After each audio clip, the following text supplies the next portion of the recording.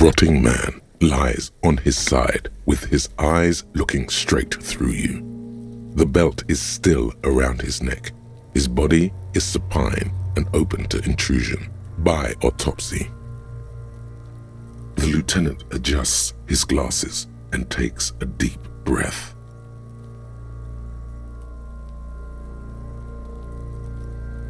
Come on, officer.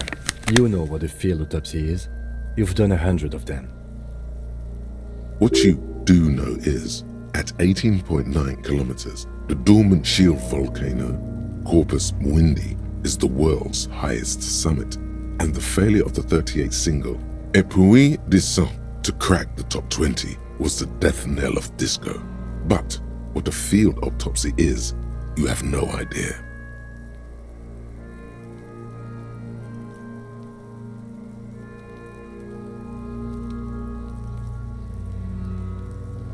There truly is a time for everything, even for yellow gardening gloves. However, they are lacking hygienically. I suggest you get in there in limited capacity. I'll ask you when I need you to. For the most part, maybe I should handle the contact and you take notes? That's right. Yeah, we got this. We're smart. The dead man stares in silence as you crack open the ledger. The bright red paper is covered in boxes and lists, describing the condition of his skin and organs in 3 parts. Above those, an 11-field info form needs filling out first. It begins with, That's you. The corpse is indifferent to your scribblings, just lies there. The next box says, KK57-0803.0815. KK equals Kim Kitsuragi. 57 equals Precinct 57, followed by his date 0803 and time of arrival 0815 on the scene. He's indexed the case after himself, not you. That's because he doesn't want to bring up the messy question of your initials.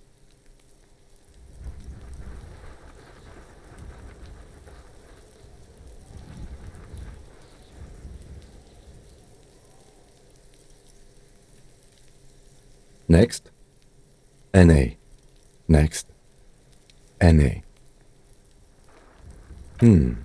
Roughly 50. Try 40. The damage is so extensive, it's better to err on the young side. He nods. Mondial. Fair to olive-skinned, from the Isola of Muindi. This is as vague as it gets. You might as well say whitish. The pudgy mess of curdled meat looks neither mondial nor anything other.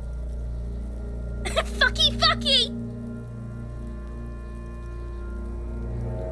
Male. Pigs can have sex!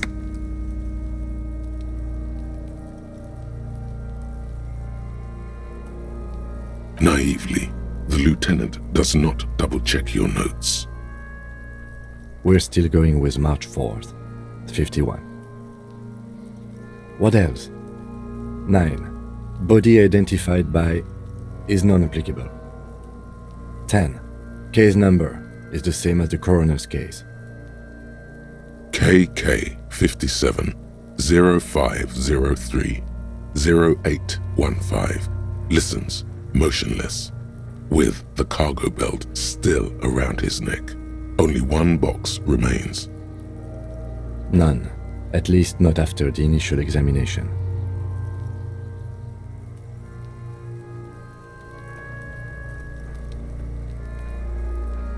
They'd have to have incapacitated and carried him over. This man was more than a match for untrained dogwalkers. Your central nervous system recognizes this gesture. It's the stations of the breath. Ecclesiastic, religious in nature, a holdout from pre-DeLorean burial rites. It takes him 2 seconds to perform. Then, We should start the post-mortem. the corpse cannot feel Kim's hand on his chest. It no longer meaningfully interacts with its surroundings. A thicket of boxes and lists on red copier paper tries to answer why. Clothes.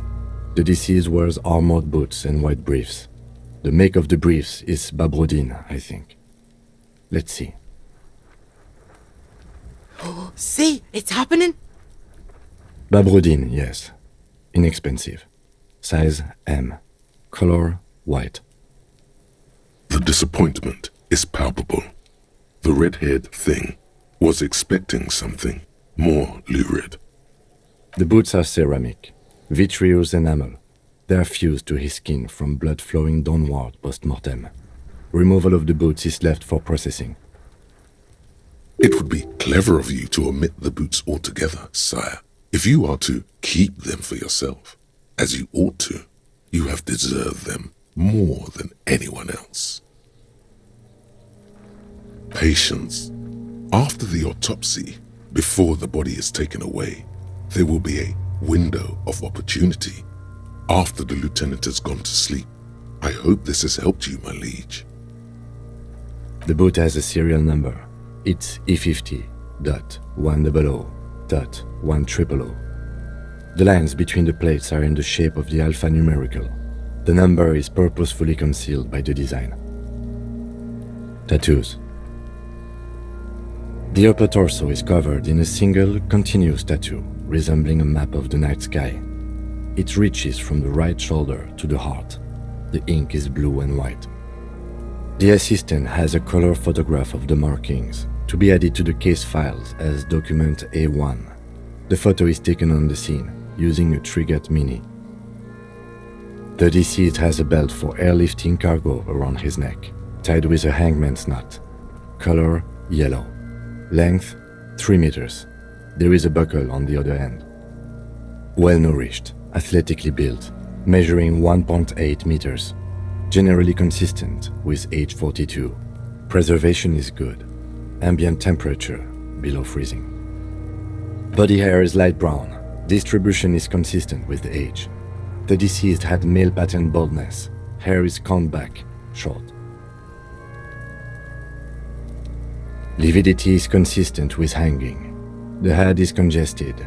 Contusions are present on the head, chest, and thighs, consistent with stones thrown post-mortem. Low velocity. Fucking low velocity.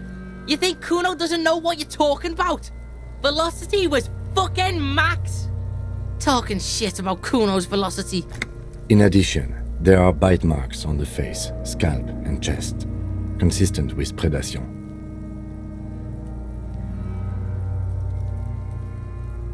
Ligature mark.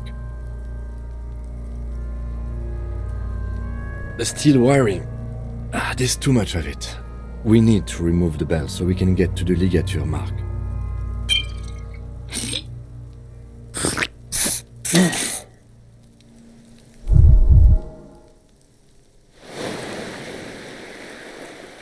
You got just the right tool for that. The chain cutters. Always good to think ahead. Now, we need to cut the belt to see the ligature mark below. Carefully, with as much precision as you can. See, my pig is gonna fuck his head off. No, he ain't. Your pig's a boring fuck.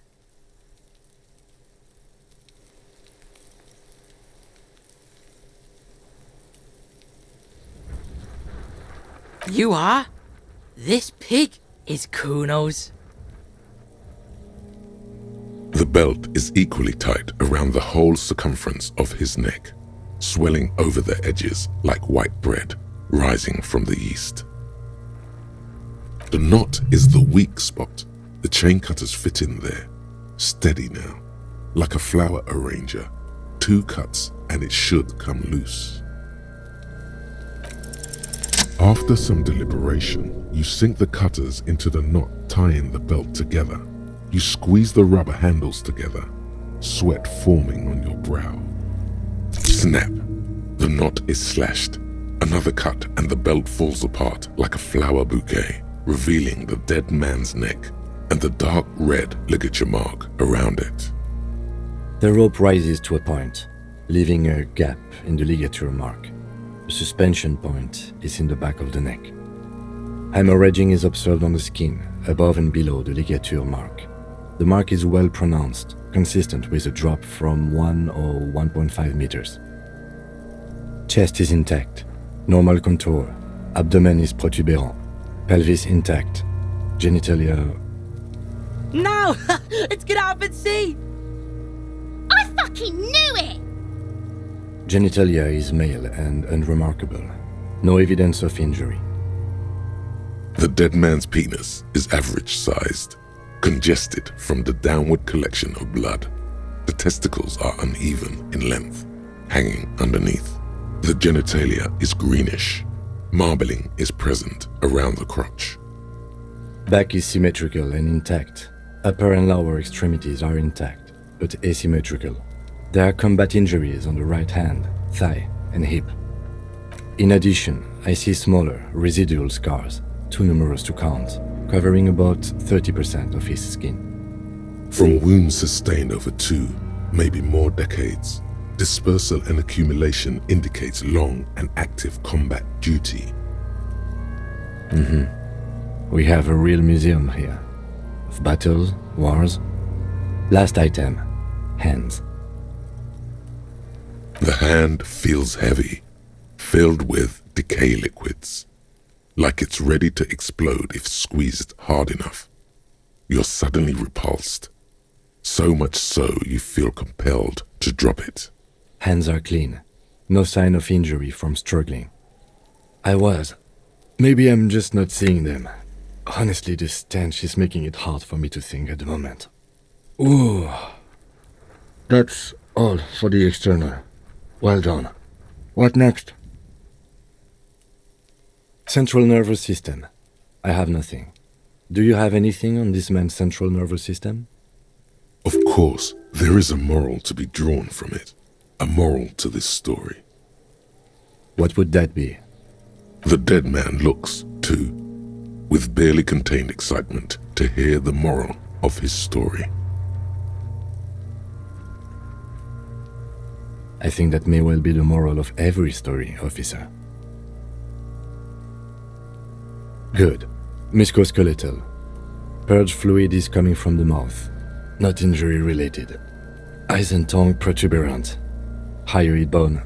Let's see. With his eyes almost closed, the lieutenant puts his hand on the dead man's throat and begins to massage it, gently. A rotting smell erupts from the mouth. Purge fluid runs down his lips, black and viscous. You hear cracks as the lieutenant moves his sharp fingers inside the flesh, like the creaking of an old house at night. Yeah, jack that fucker off! The hyoid bone is fractured. The rest of the musculoskeletal system is intact. Unremarkable. Respiratory system. Oral cavity shows no lesions. The victim has received dental implants, possibly after a combat wound. Mouth swollen. Hemorrhaging present in mucosa of the lips and mouth. No scream, no sigh of relief rises from the darkness inside. It's humid there. Sickly sweet air, unlike anything living. You feel like you're about to throw up again, straight in that mouth of his. It's hard. Once more, you taste stomach acid in the back of your throat. A contraction. Your throat pumps a little something from your stomach and into your mouth. You're forced to swallow, just to keep looking. Inside, you see darkness. Just a mess of meat and darkness. Hemorrhaging present in mucus. Hepatobiliary, NA. Are you a hepatobiliary expert? Hepato means liver, and biliary, the gallbladder and bile ducts. Nothing in your alcohol-soaked memory directs to having forensic expertise on either one. Neither am I. That's it. Same for toxicology and serology, NA. Unless you have untapped reservoirs of knowledge there? Reservoirs? No, but do they take obscure trivia and odd tidbits? No. Like a toxicology screening? At this stage, I doubt processing will find anything, even if he was brimming with cocaine. But still, you should add a request. Cardiovascular. The body exhibits heavy lividity. Blood has gathered in the hands, feet, and neck. Hypostasis is visually consistent with the hanging. Gastrointestinal. This will do. Digested semi-solid food in stomach. Voila.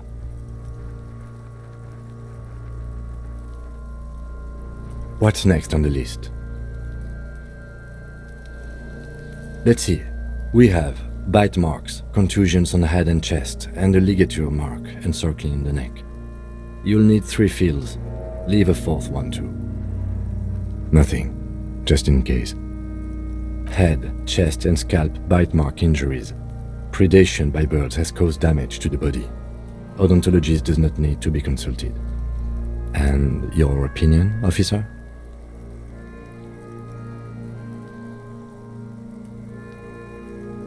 Fatal injury by seagulls? Those are mean, yes, but not that mean. Yes, it's... That's right. What's next? So, the scalp bleeds from a post-mortem head injury, a stone. The injury does not have the rim of an early inflammatory response. The perpetrator on the scene has confessed to causing it post-mortem. At maximum velocity, fucko! Has confessed to causing it at maximum velocity. Coagulated blood sticks to his scalp and chest, where the countless stones have hit the dead man. Beneath the description of injury, 2 boxes. Right. Next. A dark red abraded ligature mark encircling the neck, with a gap on the nape measuring, let's say, 7 centimeters. The hyoid bone is fractured, the cervical column intact. I see hemorrhaging on the skin, above and below the ligature mark. Depth of the mark, 1 centimeter. No signs of clawing on the neck. Below the note, 2 customary boxes wait to be ticked. The man's head jerks to the side. The ring around his neck is visible. That's it. We have established cause of death. It's not much, and it leaves much to be questioned. But it's a start. Let's wrap this up. I pronounce this field autopsy over. Well, we established probable cause of death. Some would say that's the goal of an autopsy. We also requested a toxicological screening. That was thorough. The results should arrive in a couple of weeks, if we are lucky. I will not hold my breath. We were thorough with the list of injuries too. We described them all in detail. What is there to say? Given the circumstances, it was a professional field autopsy. I need a copy of that autopsy form. Then I will drive him to Faubourg for processing. You tilt your head, also looking at the corpse.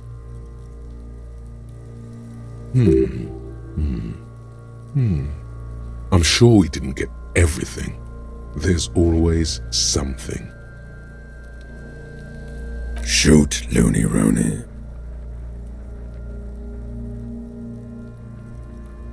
Huh? You're misquoting me, Rooney. I said communism killed me. Love did me in. You really need to learn the difference, buddy. This is embarrassing. Come back later, Corpo. Amuse yourself with my frank manners and my memento mori features. If possible, also See me in your dream. I thought we decided to leave it to processing.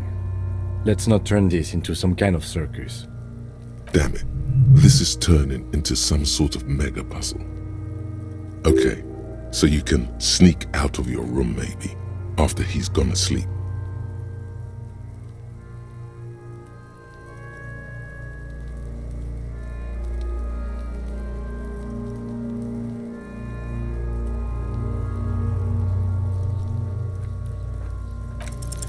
You run your hands over the victim's cold body, his limbs, his torso with its swollen organs. Maybe you should be more thorough. The genitals in his breeches continue to be unnoteworthy. You see the penis of a dead man. If you've seen it once, you've already got the picture. Can't get enough of that dick. Do you think we missed something? Okay, well, we are in livor mortis here. He is disintegrating. We need to refrigerate the body if we want to conduct another examination, and we need to do it fast. Hey, wasn't there a giant ice bear sarcophagus below that building? Now, that's an overstatement.